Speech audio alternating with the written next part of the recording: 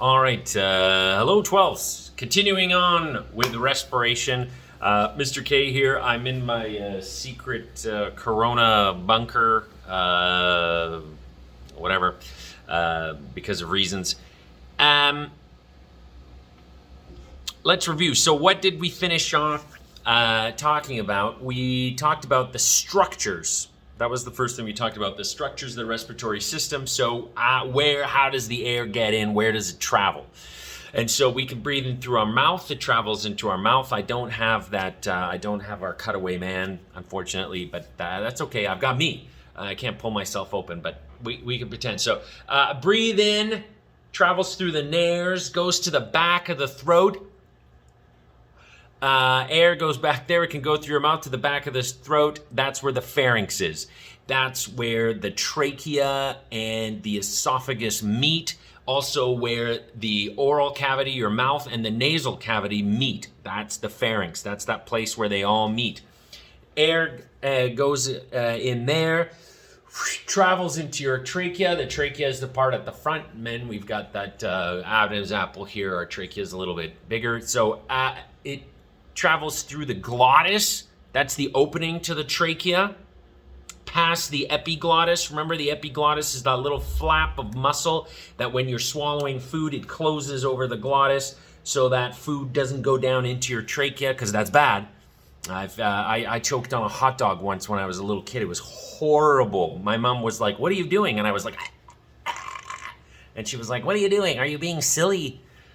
Terrible. Another horrible Mr. K memory from his childhood. So when you swallow, that epiglottis closes over. The air travels down your trachea, then into the bronchi. Those are the two big upside down Y's. The top of the upside down Y of your trachea. The two branches, there we go. The two big branches that come off from the trachea. Singular bronchus, but you've got two bronchi. And then those branch off into smaller and smaller bronchioles. The trachea, the bronchi, lined with cilia that push mucus up. They also have those cartilaginous rings that keep them open, so make sure that they don't collapse. You don't want them collapsing because they're just tissue, right? So imagine as you breathe, they would squish and stuff. You don't want that, so they need these cartilaginous. Cartilage is it's like kind of mushy bone. It's kind of squishier bone. You have some cartilage right here in your nose. This is cartilage here, so you can see it's squishy, but it keeps the shape of my nose. Cartilage actually keeps growing, and as you get older, your nose gets bigger and bigger and bigger. Isn't that weird? That's bizarre. But yeah, you have when I'm older, I'm gonna have a huge nose because it's already, I guess, pretty large. And your ears too. Your ears are cartilage, and they're gonna keep growing and growing. When Ian McKellen did The Lord of the Rings. Did you guys ever watch those movies? They're from before you were born, so I don't know. To play the old wizard, he actually is wearing larger ears and a nose prosthetic to make him look older. So that's what you have. You have these cartilaginous rings. Then you get into the bronchioles. Those are the smaller things. They branch off. And where we stopped yesterday is we got to the alveoli, which is where all the action happens. You have millions and millions and millions and millions, hundreds of millions of alveoli in your lungs. Those are those sacs. And so as the air is going down, it's being filtered by those cilia, by the hairs, first the mucus and stuff in your nose, and in here, it's being filtered in there. Remember, we've got all these capillaries up here in our nasal, up in that big nasal cavity. We've got all those capillaries that there's hot blood running through them to warm the air. So if you want your air to be warmer, Breathe through your nose. Don't breathe through your mouth. That's going to be colder air, and you can feel it. If you take a breath right now through your mouth, that air will be colder than if you take a breath through your nose. And that's why when you pick your nose, when really deep, you can rupture those capillaries, you get a nosebleed. That's why nosebleeds happen. And if you breathe in really cold air, it can, like, I don't know if it freezes the nose, but you get nosebleeds. You can get nosebleeds. And it filters. So the air is being filtered and warmed as it goes. So when it gets into the lungs, it's moistened, it is filtered, and it is warmed up to 37 degrees centigrade. That's what this whole bit does, is it transfers it into the lungs, but it's also warming it, filtering it, moistening it. So it's got 100% moisture. So now it's in the alveoli. This air is in the alveoli. What the heck happens in there? Okay, we're not going to go into that yet. That's H3. That's the third part, and I think I might cover it today. This video might be long, so bear with me. Now,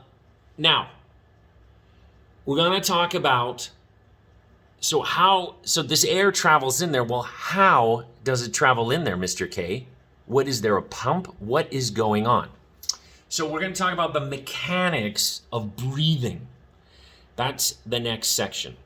So what happens, how you initiate breathing, is it happens in your brain, in your medulla oblongata, in your lizard brain. So in the part of your brain that's at the top of your brain stem, not the higher part of your breathing. You can take over your breathing. If you think about breathing, you can take it over. We got that ability, right? There's the calming exercises and stuff like that. Maybe if I did those, my blood pressure would be lower. I don't know. I don't subscribe to them. For me, a calming thing is riding on like a motorcycle, although that does the exact opposite. But whatever. So the medulla oblongata at the top of your brainstem, it controls your autonomic nervous system. It controls all those in the background functions. And how it works, what it does is the medulla oblongata has chemoreceptors that are sensitive to carbon dioxide and H plus to ions, to acidity in the blood. Now, why would that be? And now is when you're going to start thinking about cellular respiration, right? So cellular respiration is taking sugar and breaking it down to produce ATP, to produce energy so you can do your metabolism, so you can do your running, your walking, your talking, or whatever it is that you need to do. You're getting more food. And that requires oxygen, which is why we breathe, right? Because you're basically burning that sugar. It's a catalyzed combustion reaction. You're using enzymes to break down that sugar, to burn that sugar, to oxidize that sugar, and so to make ATP. So you take oxygen, do the Krebs cycle. You remember that, the 36 ATP, all that wonderful stuff, and the product of that is CO2, ATP, and water. That CO2 is the product of respiration. It means your cells are working, making energy, metabolizing sugar, doing stuff. The more you do, the more CO2 you're going to produce. And also CO2 in the blood, as we'll talk about momentarily, if I can remember it. CO2 makes things acidic. It turns into carbonic acid. So that's where the H pluses come in as well. And also because you've got that water, the products are water, that water can break down, and as well you like water and CO2 make carbonic acid, and you get those H pluses. So your medulla oblongata detects CO2 is starting to build up in your blood. That means you are doing stuff, you are metabolizing, which means you need more oxygen, because it doesn't work without the presence of oxygen. So your medulla oblongata then sends a signal to some structures that initiate an inspiration, an inhalation. And these structures are the two big things that make you breathe are, number one, the diaphragm. You may have heard of the diaphragm. What the diaphragm is, it's this thick, elastic muscle that is at the bottom of your thoracic cavity. So remember our guy, if we take out all the guts of our mannequin guy, there's a cavity in there. There's a whole space in here. If I take out all my guts, there's a space in here, and the lungs are inside that space. And at the bottom is this diaphragm. And what happens is when it's relaxed, it sort of sits like this. But when it contracts, it goes down. Okay? Relaxed, it goes up. Contracted, it goes down. Okay? So when your medulla oblongata detects CO2 starting to build up in your blood, there's also a secondary signal. There's chemoreceptors in your aorta. Remember the aorta. Remember where the aorta is? Which chamber of your heart leads to the aorta? If you said left ventricle, you are correct. Your aorta has chemoreceptors in it too that detect when O2 is low, when there's not a lot of, so that blood that's being pumped has come from the pulmonary circuit and is now going to the systemic circuit. That's that blood coming out of that left ventricle. When it doesn't have oxygen in it, that's something's going wrong, and those chemoreceptors send a signal to the medulla oblongata, which then sends a signal to more breathing, more going on. But that is a secondary trigger. The big trigger is the CO2. So actually, like divers, skin divers, divers who don't use, it's like the most dangerous thing. I don't know why you would do this. It's the stupidest thing. But I mean, people do all kinds of stupid stuff. So whatever. But fine. You can do it. Skin divers, like, you know, they dive down without using a scuba gear. What they will do is before they dive, when you watch them, they will exhale actually. Because if you exhale, you are pushing out the CO2. You are getting rid of the CO2, which is the trigger for inhalation. So when you get rid of it, you have more time to hold your breath because you've gotten rid of the trigger to take a breath.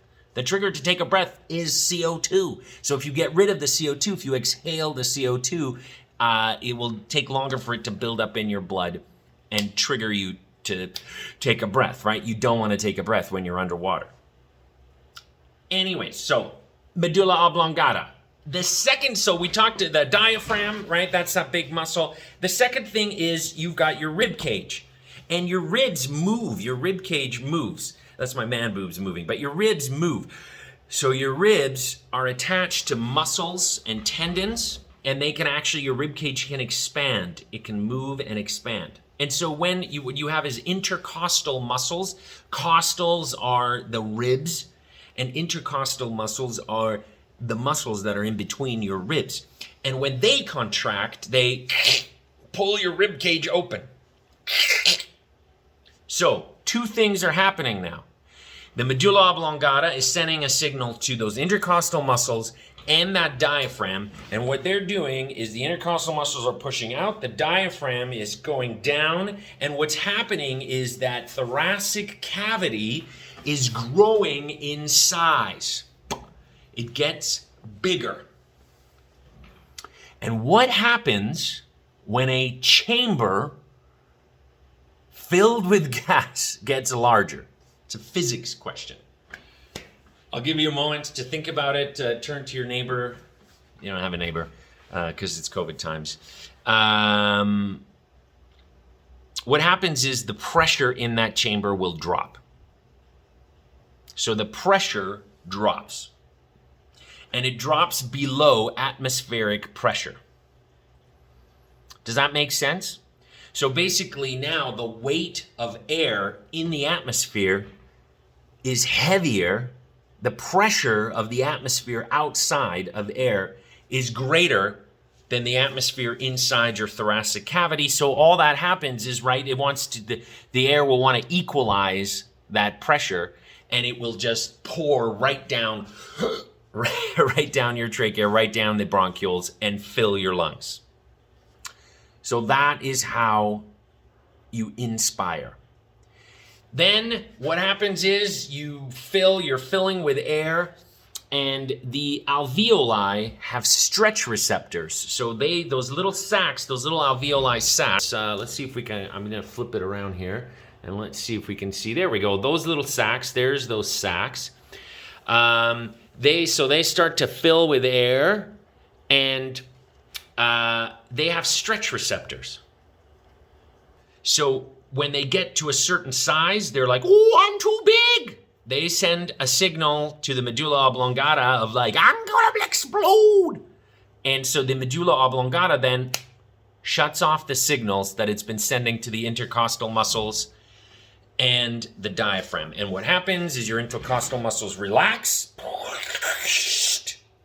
and the diaphragm is no longer contracted, so it grows in length. And because it's elastic, it's got like elastic tissue and stuff in it, it springs up, and that thoracic cavity gets smaller.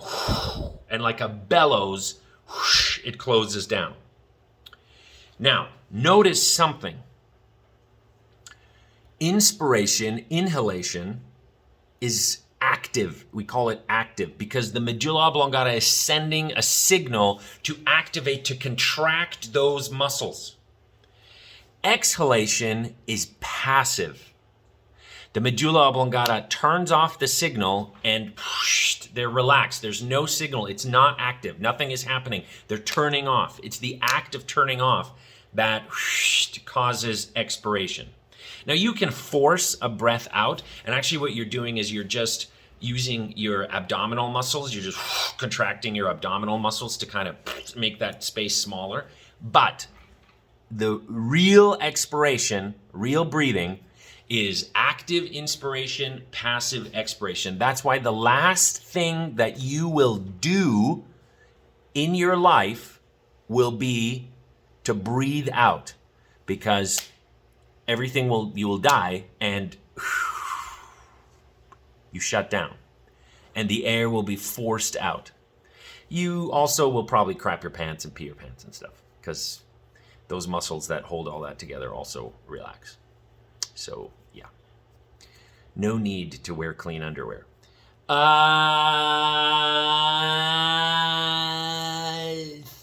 Things about the alveoli that we haven't talked about that are important. Let's talk about frogs.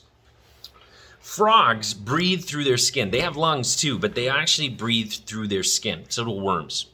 And one of the requirements that they have in order to be able to do that gas exchange, we don't breathe through our skin. You know how people say you gotta let your skin breathe and stuff? That's bull crappies, garbage. The only thing that happens if you don't let your skin breathe, there's no breathing through, there's no oxygen exchange, there's no gas exchange, there's nothing like that happening through your skin. There's no mechanism for it. The only thing that happens if you're wearing something that doesn't let your skin breathe is sweat and heat will build up, and the heat won't radiate. That's the big thing that your skin does, is it protects you from the outside, and it also cools you down. It maintains homeostasis. So if you don't let your skin breathe, you can get overheated. That's what it is. But it has nothing to do with oxygen exchange. But frogs breathe through their skin. And if you know anything about frogs, you know that they have to stay wet in order to breathe, as do worms. Worms have to stay in moist soil or it doesn't work, because gas exchange has to happen. Water helps gas exchange happen. Remember, water is a solvent. It lets the water molecules move. We learned all about that. So it needs to be moist. So alveoli are moist. The inside of your lungs is moist. The moist. They also are kept, so they're moist, but they also have this lipoprotein. They basically have something that is hydrophobic inside of them. It's a suffocant. It's called a suffocant. And because they're wet and they have oil in them, they can't collapse. It's like the oil won't stick together. They kind of, the walls of it are kept away from each other. So if I ask you a question, what is suffocant and stuff like that, what does it do? It just keeps the alveoli from collapsing. So there's two things that keep things from collapsing in your respiratory system. There's those cartilaginous rings in the trachea and the bronchi, and that suffocant in the alveoli. and the alveoli are moist. The other thing to note is the alveoli are coated in capillaries. Remember, we talked about capillaries in that circulation unit, right? Capillaries are the width, the diameter is of one red blood cell. So what you have in the alveoli, switch over, is there's a better image somewhere. Where's the better image? Is it here? There's a better one. Maybe I didn't include it. Oh, whoops. Now I'm messing around with this stupid thing. Is there a... There was such a nice image. Oh, I'm so sorry. I guess it's gone or something. The rights got taken away from it. Oh, like I ever worry about that.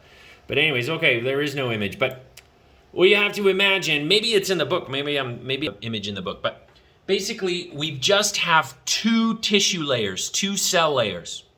We have the alveoli, and that's one cell thick, okay? One cell, the thing that makes the alveoli is one cell thick, and then right next to it is another cell layer. That's the wall of the capillary. So you only have two cell layers to pass through the gas. Any more and diffusion, it'll be too slow. This is where we do the diffusion. This is, remember, we talked about the reason why we need all that surface area. This is for that diffusion. It's why we can't breathe through our skin, because we're so large that we don't have enough surface area on our skin to do enough breathing. Because remember, as you grow larger, volume is a cubed function. It goes up by cubes. And surface area is only a squared function. It only goes up by squares. And the ratio of volume to surface area becomes too great very quickly. Only small organisms can actually breathe and exchange gases through diffusion. Frogs still have lungs, but they also can do it through their skin as well. They have crappy lungs. They're, amphibians. So gas exchange happens in these alveoli, and so what you have is you've got deoxygenated air coming in. There's oxygen in here. There's more oxygen in here than there is in this deoxygenated air, so it diffuses through. And there's more CO2 in here than there is out here, and so the CO2 diffuses out, and oxygenated blood then travels by the pulmonary vein back to the left atrium, and then the left ventricle, and off it goes to the systems to be used there. The things that make the lungs very efficient at gas exchange are the alveoli, or the features of the alveoli is that they basically make a huge surface area, right, the size of a tennis court. There's only two cell layers that separate the air in the lungs from the blood, and that they are moist. So that gas exchange happens much more efficiently when they are moist. This gas exchange at the alveoli is called external respiration. The air is actually not inside your body until it has gone through external respiration, so until it has entered the blood through the alveoli. Okay? It's not in your body. It is in your body, but not technically, because this tube is not actually inside your body. It's still open to the outside world. And this is, of course, we talked about this before. We talked about this when we talked about immunity. This is a very vulnerable part of your body, right? Because it is a lot of the diseases that we die from and get sick from are respiratory diseases. Because this is a very vulnerable part. You're open. And COVID-19. Okay, so we talked about... Now, we need to also talk about pleural membranes. Pleural membranes. These are important. They're yucky. I want to call them gross. Basically, here, you can see this is a good image of the pleural membranes. So you have the thoracic wall. So this is the thoracic cavity. And then there is a layer, it's like a gross, thick skin that surrounds the lung. And it's got a coat, it's got like a sticky goo, a sticky juice. What's that sticky juice called? It's stuck to the lungs. Do we have a name for it? No, we don't have a name for it. But there's two of them. So there's one pleural membrane that sticks to the inside of the cavity. And then there's another pleural membrane that sticks to the lungs. It coats the lungs. And it's like a thick skin. It's like a skin. And so you got one that's stuck, and there's like a lubricant, basically, that is stuck to the inside of the thoracic cavity. Then there's another pleural membrane that is stuck to the first pleural membrane, and then the lung is in here, and it's stuck to the lung. And this interpleural space, this space between the two pleural membranes, is got less pressure than the outside world and the inside of the lungs. So basically what the pleural membrane is doing, it's like, and it's moist too, so it's sucking on to the lungs. It's keeping the lungs open inside there. And the two pleural membranes, they allow the lungs to move and expand and move against each other inside that thoracic cavity. So the lungs aren't rubbing against your ribs or the inside of the thoracic cavity. It's because there's all this goo. What's the name of the goo? Pleural cavity, pleural viscera? No. Anyways, I'm not big on the names, but just there's a goo. There's a goo. It's all goopy. It's all gooey. So it's stuck. So basically, the pleural membranes are sucking onto the lungs. So as the thoracic cavity expands, the pleural membranes, they pull on each other, and so the pleural membrane that's stuck to the inside of the thoracic cavity, the one that's on the outside, is called the parietal pleura, and the one that's stuck to the organs, that's stuck to the lungs, is called the visceral pleura. And so the parietal pleura, it's glued on basically through that juice, that stuff onto the thoracic cavity. So as the lungs go up, as the diaphragm goes up, as these things go, as the intercostal muscles, the ribs go up, it's stuck to them. So it's being pulled out. Then that next, the visceral pleura is being pulled up, and it's pulling on the lungs and expanding the lungs so that the lungs grow bigger and air can rush in.